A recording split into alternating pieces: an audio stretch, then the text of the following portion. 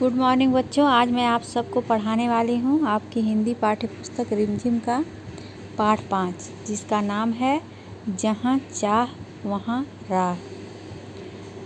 इसमें एक औरत के बारे में बताया गया है जो कि अपने पैरों से भी कढ़ाई कर लेती है और बहुत उसके अंदर हिम्मत है, जिससे हमें एक शिक्षा मिलती है कि जहाँ चाह वहाँ राह और हम जैसा चाहे वैसा कर सकते हैं। इसी के बारे में बताया गया है। मलमली धोती का बादामी रंग खिल उठा था। किनारों पर कसूती के टाकों से पिरोई हुई बेल थी। पल्लू पर भरवा टाके अपना कमाल दिखा रहे थे। सुनहरे रुपहले बेल बूटों से जान आ गई थी मलमल में।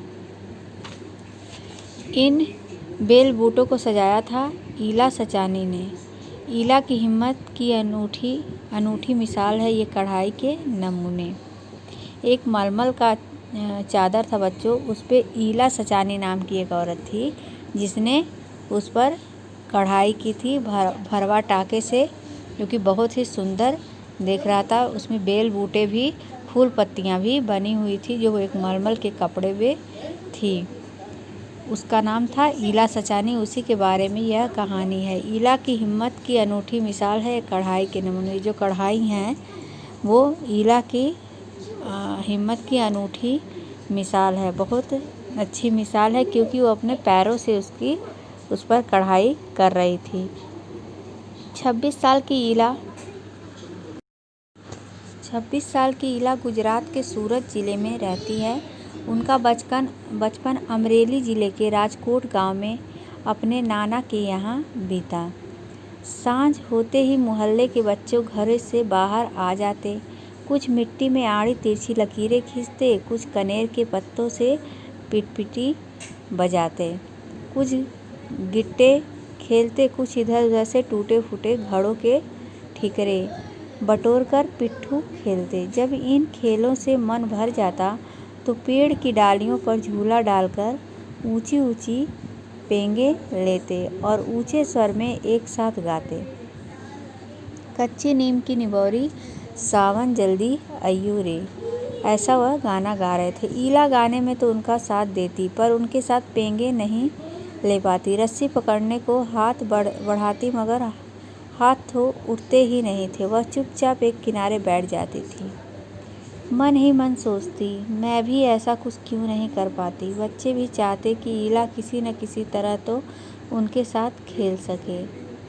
कभी कभार वह पकड़म पकड़ाई और विष अमृत के खेल में शामिल हो जाती थी। साथियों के साथ जमकर दौड़ती, मगर थप्पा करने की बारी आती तो फिर निराश हो जाती। हाथ ही नहीं उठेंगे तो धप्पा कैसे देगी। वह बहुत कोशिश करती, पर उसके हाथों ने तो जैसे उसका साथ देना ही छोड़ दिया हो। ईला ने अपने हाथों की इस जिद को एक चुनौती माना। उसने वह सब अपने पैरों से करना सीखा जो वो हाथों से करते थे। दाल भात खाना, दूसरों के बाल बनाना, फर्श बुहारना, कपड़े धोना, तरकारी काटना, यहाँ तक कि तख्ती पर लिखना भी उसने एक स्कूल में दाखिला ले लिया। दाखिला मिलने में भी उसे परेशानी हुई। कहीं तो उसकी सुरक्षा को लेकर चिंता थी, कहीं उसके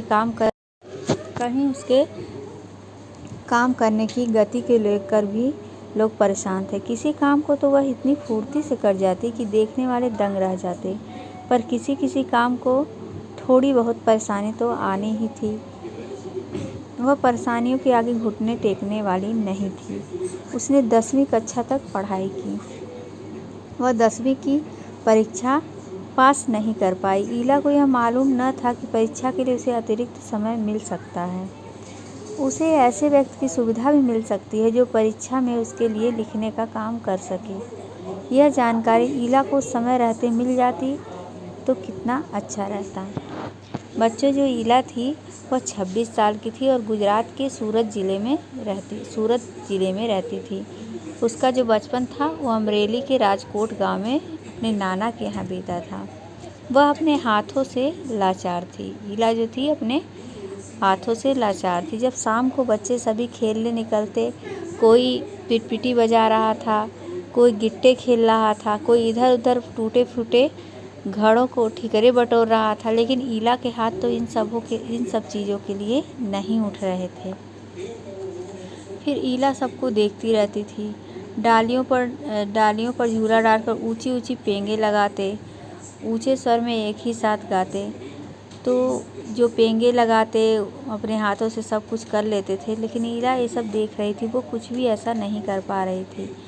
कच्चे नीम की निबोरी सावन जल्दी अइयो रे, ऐसा बच्चे गाना गा रहे थे, जिसमें जो ईला थी वो गाना तो गा लेती थी, उनका साथ देती थी पूरी तरह से, लेकिन पेंगे नहीं मार पा रही थी, उनके साथ गिट्टे नहीं बीन पा रही थी। हाथ का कोई भी खेल वह खेलने में असमर्थ हो जाती थी और वो मन ही मन सोचती रहती थी कि मैं बच्चों की तरह क्यों नहीं कुछ कर पाती हूँ, मैं सभी बच्चों के तरह बनना चाहती हूँ। और उसे यह सोचकर दुख होता था। कोई खेल ईला खेल लेती थी, जैसे आग मिचौली, खो खो, ये सब खेल वह खेल लेती थी बच्चों के साथ, तो उसे बहुत ही खुशी मिलती थी। लेकिन जब उसमें धप्पा बच्चे करते थे वो नहीं कर पाती, क्योंकि उसके हाथ कोशिश करने के बाद भी नहीं उठ रहे थे। ईला ने अपने हाथों की जिद को चुनौती मान लिया था। ईला ने सोच लिया था कि ये जो हाथ मेरे काम नहीं कर रहे हैं, ये सारे काम मैं अपने पैरों से करना सीखूंगी और मैं सबकी तरह बन जाऊंगी। कहते हैं ना बच्चों, जहाँ चाह वहीं राह। यह ईला ने सिद्ध करके दिखाया था। दाल भात खाना, दूसरों के बाल बनाना, फर्श बुहारना, कपड़े धोना, तरकारी काटना, तख्ती पर लिखना, यह सब वो अपने पैरों से सीख गई। और उसके बाद उसने एक स्कूल में दाखिला ले लिया। लेकिन स्कूल में जब उसने दाखिला लिया, वहाँ पर भी बड़ी परेशानी आई। सभी अध्यापक बोलने लगे, क्या सब बच्चों की तरह तुम लिख पाओगी, उस गति से तुम चल पाओगी? ईला ने सब कुछ चुपचाप सुना और वह अपने लिए प्रतिज्ञा की कि मैं सब कुछ उसी गति से करना सीखूंगी।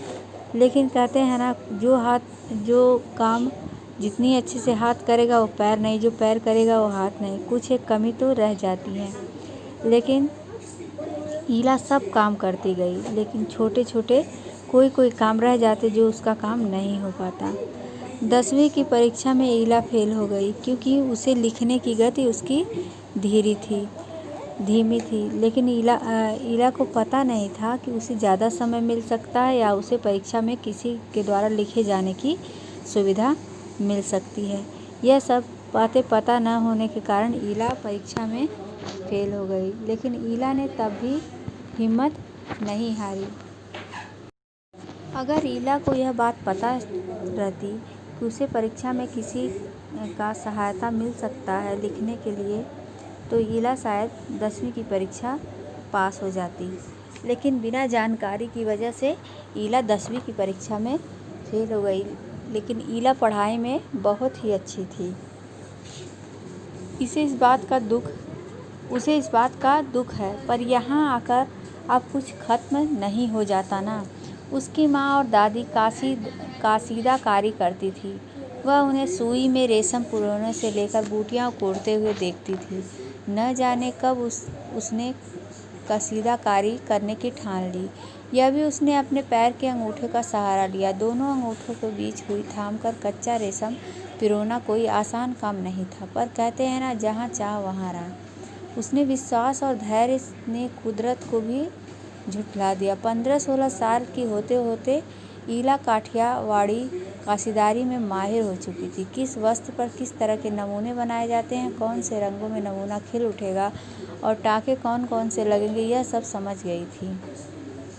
एक समय ऐसा भी आया, अब उसके द्वारा काढ़े गए परिधानों की प्रदर्शनी लगी। इन परिधानों में काठियावा ढके साथ साथ लखनऊ और बंगाल की झलक रहा था। ईला ने काठियावाड़ी टाकों के साथ साथ और कई टाके भी इस्तेमाल किए थे। पत्तियों को चिकनकारी से सजाया था, ढियों को कांधा से उभारा था, पशु पक्षियों की ज्यामितीय आकृतियों को कसूती और जंजीर से उठाकर रखा था। पारंपरिक डिजाइनों में यह नवीनता सभी को बहुत भाई।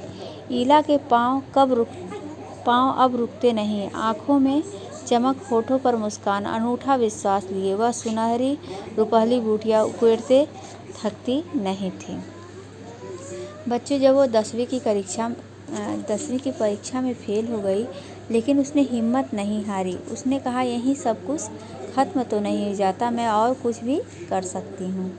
उसकी माँ और दादी कढ़ाई करती थी, जो कि कपड़ों पे किया जाता है। तरह तरह की कढ़ाई करती थी और उसे बेचती थी।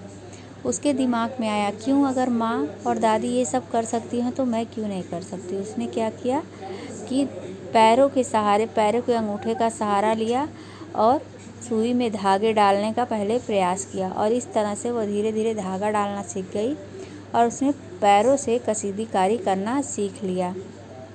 चूँकि ईला का दिमाग बहुत तेज़ था, वह तरह तरह की डिज़ाइन, तरह तरह की कढ़ाइयाँ करना उसके दिमाग में आ गया कि कौन से रंग भरें, कैसी कढ़ाइयाँ करें और किस कपड़े पे कौन सी कढ़ाई की जाती है और उसमें कौन सा रंग भरना चाहिए। यह सब ईला के दिमाग में आने लगा और ईला अच्छी कढ़ाई करने लगी। ईला के विश्वास ने कुदरत को भी झुठला दिया था।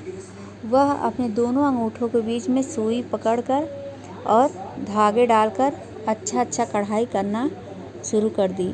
15-16 साल के होते होते ईला काठियावाड़ी कासीदारी में माहिर हो गई। 15-16 साल में वह 2 साल उसको लगे और एक अच्छी कढ़ाई करने में माहिर हो चुकी और दूर दूर तक उसका नाम हो चुका था। किस वस्त्र पर किस तरह की कढ़ाई करनी चाहिए और कौन से नमूने बनाने चाहिए और इन नमूनों में कौन सा रंग भरे कि वो खिल उठे, यह सब बातें उसको अच्छी तरह से समझ में आ गई थी। एक समय ऐसा आया कि जब वो जिस कपड़ों का कढ़ाई ईला करती थी, वह दूर दूर तक लखनऊ बंगाल के लोग लेने के लिए आने लगे और उसमें लखनऊ कढ़ाई, बंगाली कढ़ाई, सब की तरह की कढ़ाइयाँ वो करने लगे। सभी तरह के टाके का इस्तेमाल उसने किया। पत्तियों की चिकनकारी भी उसने बहुत ही बखूबी उसमें सजा दिया और उसे अच्छे डिज़ाइन से उभार के बनाने लगी। पशु पक्षियों की रचना भर वो कपड़ों पे बहुत अच्छी तरह करती रहती थी। पारंपरिक डिज़ाइन भी वह बनाती थी। पारंपरिक डिज़ाइन में वह नवीनता सभी को बहुत भा गई थी। पारंपरिक डिज़ाइन में कुछ ऐसी चीज़ें भी वो करती थी जो कि सभी लोगों को बहुत भाने लगी थी कि यह कुछ नया कर रही है। जिस तरह से उसका अच्छा खासा व्यापार चलने लगा। ईला जहाँ चाह वहाँ राह को सफल बनाने में कामयाब रही, क्योंकि उसके अंदर कुछ सीखने की इच्छा थी। किसी भी कमी को अपनी कमी नहीं, अपना हथियार बनाना चाहिए। इस पाठ से हमें यह शिक्षा मिलती है। ईला के पाँव अब रुकते नहीं थे, वो बहुत ही खुश रहने लगी। आँखों में चमक, होठों पर मुस्कान, अनूठा विश्वास और भी विश्वास लेकर वो सुनहरी रूपहली बूटियाँ उकेरते नहीं थकती थी और अच्छी कढ़ाइयाँ करते हुए वह नहीं थकती थी। ईला बहुत ही बहादुर और साहसी थी। बच्चों, हमें ईला से कुछ सीखना चाहिए। इस कहानी से हमें यह शिक्षा मिलती है कि जहाँ चाह वहीं राह। अगर आपकी इच्छा मजबूत है तो आपको रास्ता ज़रूर मिलेगा। बच्चों, कभी भी हमें हार नहीं माननी चाहिए। बच्चों, आप घर पर रहें, सुरक्षित रहें, यही कामना करते हुए धन्यवाद।